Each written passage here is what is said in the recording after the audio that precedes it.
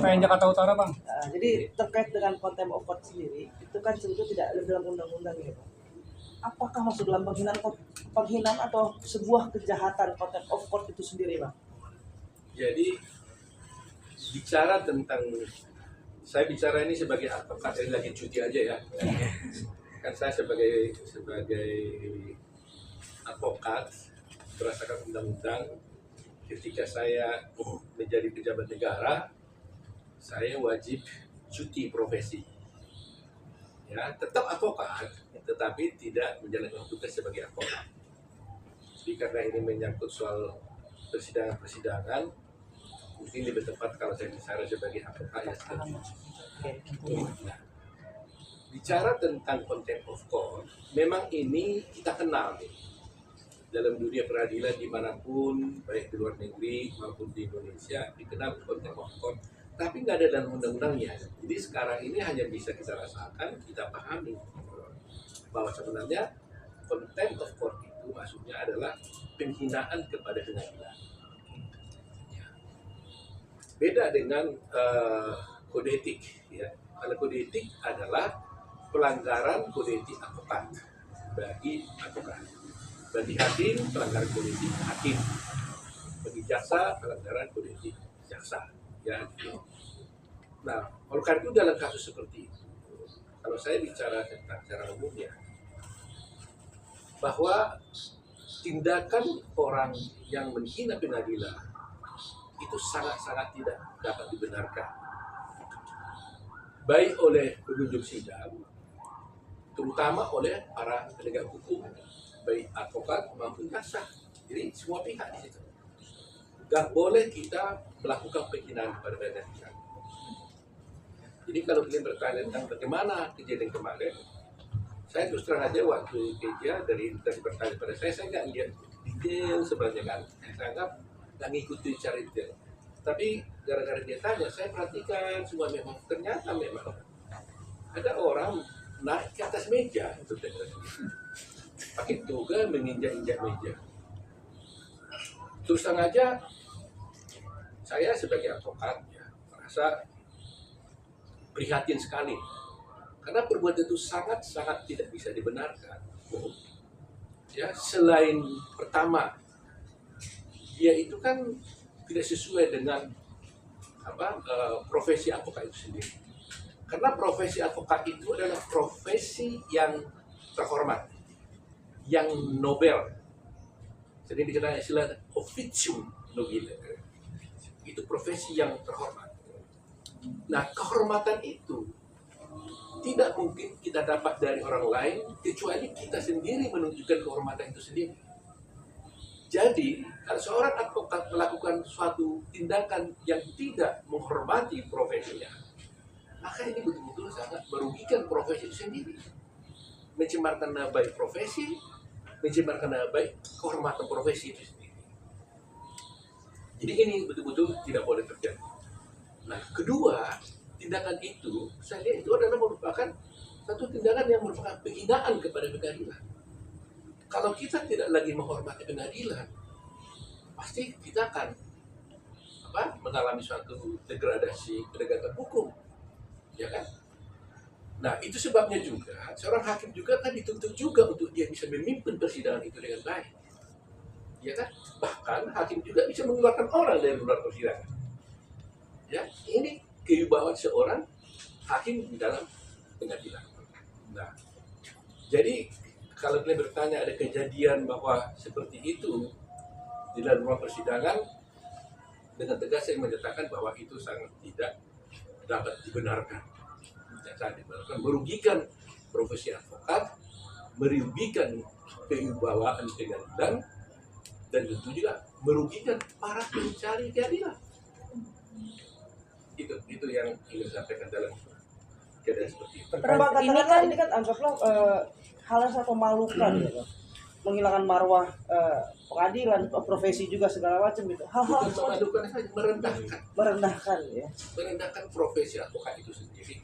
Oke, ini kan personal yang dilakukan secara personal. Loh iya, tentunya. Untuk bukan oknum ya, untuk orang tersebut, lawyer tersebut hal apa sih Bang selain untuk dikeluarkan dari keorganisasian ya Bang gitu loh. Kalau aturan umumnya dalam dunia profesi advokat dimanapun, ya kan? Karena organisasi advokat itu kan dibuat berdasarkan undang-undang advokat. Oleh karena itu, seperti kita beradi umpamanya, itu ada mandat untuk membentuk Dewan Kehormatan. Ada juga mandat membentuk komisi pengawas.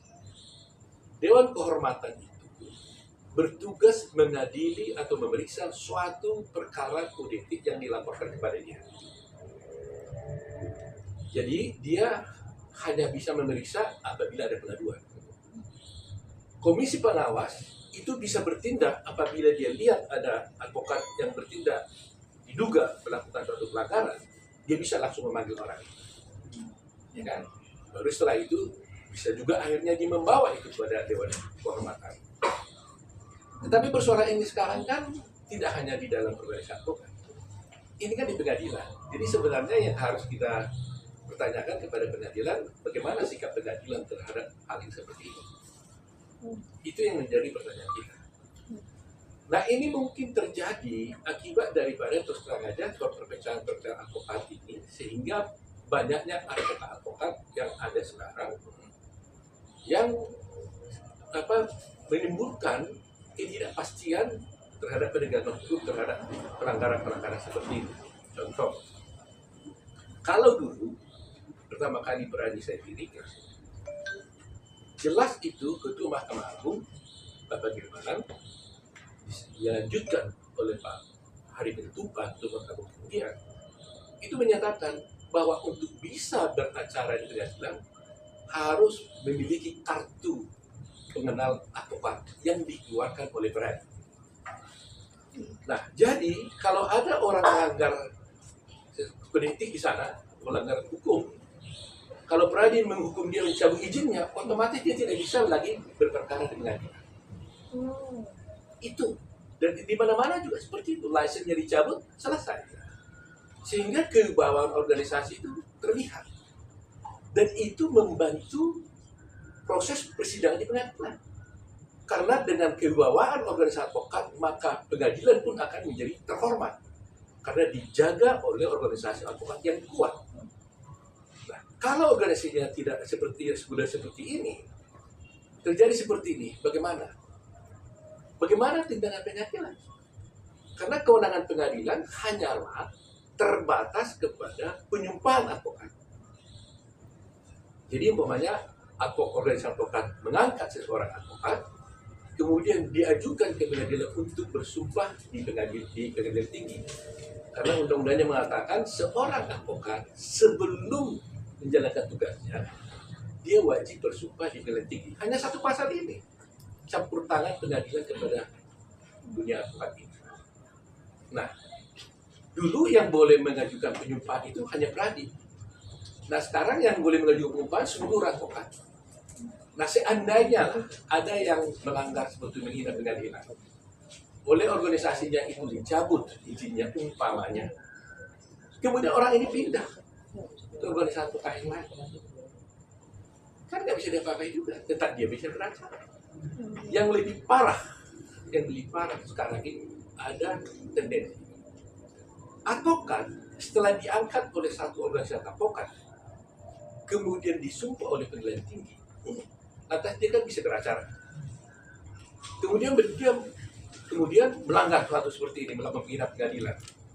Dia menyatakan keluar dari semua organisasi manapun dia. Umpamanya dia menjadi organisasi, masuk di organisasi X. Dia bilang saya keluar. Dan tidak mendaftarkan dirinya sebagai advokat sebagai anggota daripada organisasi itu. Bayangin, siapa yang mengawasi dia? Ini yang betul-betul sangat berbahaya. Jadi ada satu individu mengaku diri sebagai penegak hukum, tidak terdaftar di organisasi advokat manapun, dia bebas berkeliaran melakukan perbuatan hukum apapun. Dan kalau dia menipu kliennya, dia tidak ada satu orang pun yang bisa menindak dia. Itu mereka. Karena itu tendensinya sekarang. Dia bilang, ngapain saya daftar jadi advokat organisasi apapun? Supaya saya bebas berbuat apa saja. Nah ini berbahaya. Itu legal bang sekarang bang. Kenyataannya, faktanya banyak. Tapi kan Nah, tidak punya itu- bas bang, nggak punya bas. Dia punya bas, oke? Katakanlah diangkat dia oleh organisasi, jadi advokat kan, kemudian disumpah ke paling tinggi, kemudian berpraktek. Setelah itu dia keluar dari organisasi advokatnya. Lantas kalau dia melanggar kode etik, siapa yang mengadili? Kalau selama ini isunya kan dia pindah, masih mendingan di tempat lain dia bisa diadili. Ini enggak, dia nggak pindah, dia keluar, tidak mau jadi anggota organisasi advokat. Ini yang selalu saya suruhkan itu. Jadi ini yang harus dipertimbangkan oleh semua para pihak-pihak terkait. Bahayanya. Nah, akibatnya apa? Yang rugi pencari keadilan. Yang rugi klien-kliennya. Klien-klien itu kan pencari keadilan. Jadi bayangkan seorang advokat tidak terdaftar di dalam satu organisasi advokat, melakukan proses bantuan hukum, dia tipu kliennya, nggak ada yang bisa mengadili. Kecuali penipuan mungkin bisa dibawa ke polisi, tidak.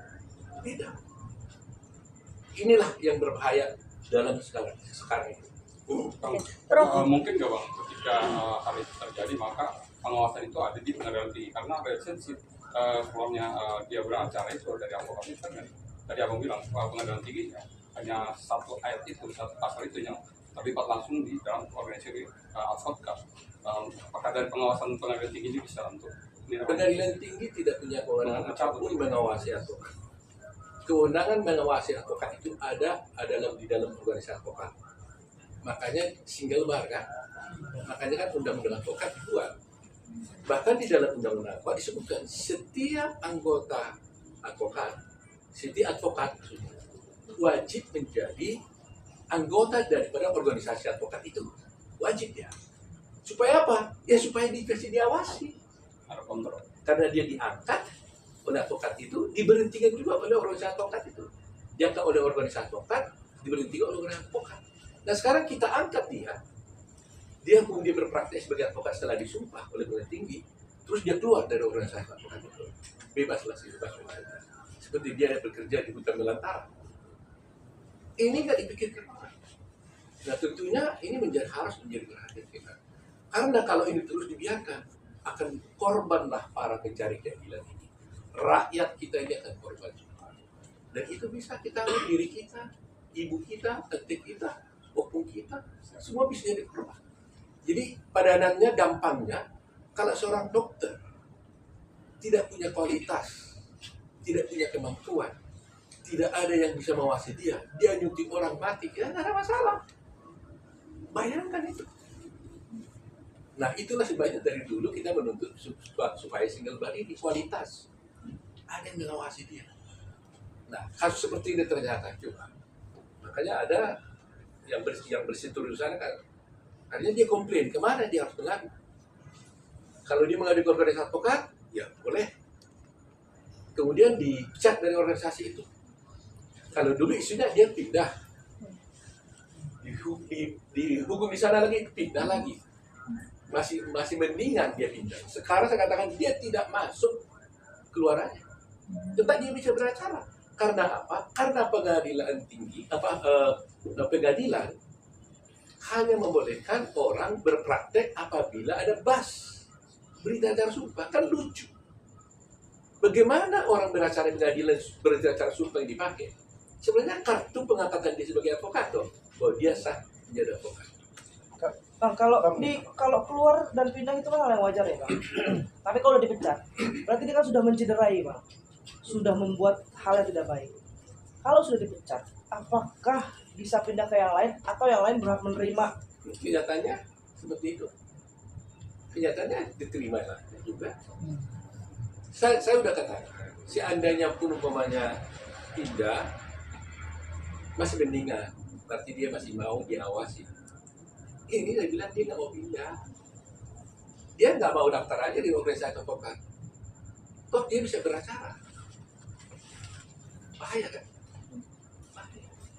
Jadi ada seorang penegak hukum bekerja menegakkan hukum, bisa menerima fee dari kliennya, tapi tidak satu pun yang bisa mengawasi dia.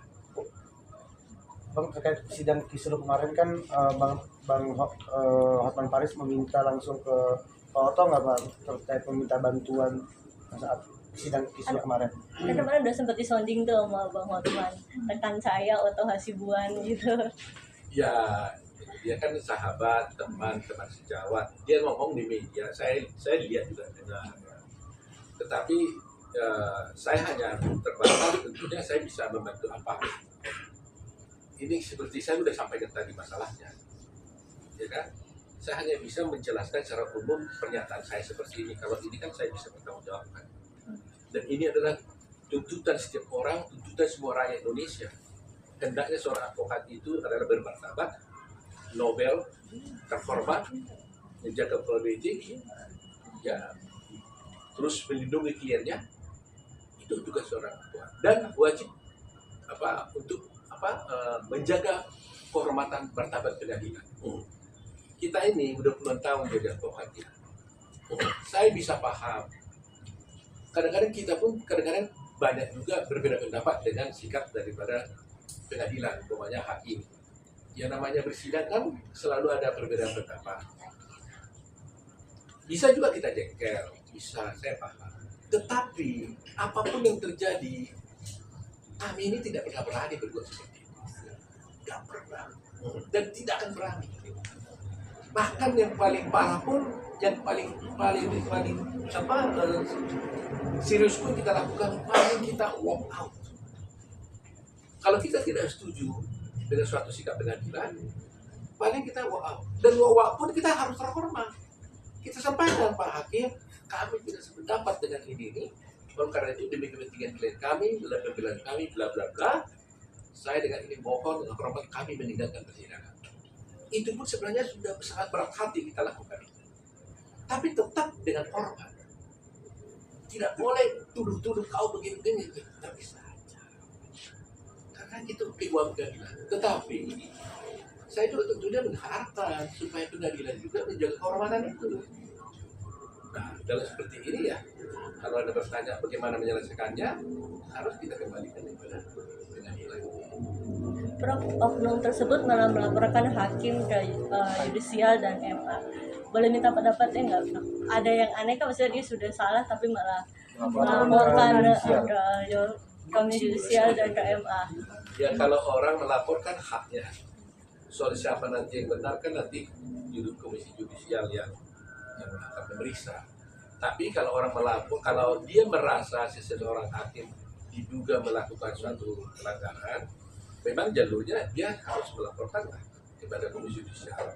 Dia tidak bertindak naik ke atas meja, tapi pergi ke komisi yudisial. Ada satu contoh kasus dulu ya.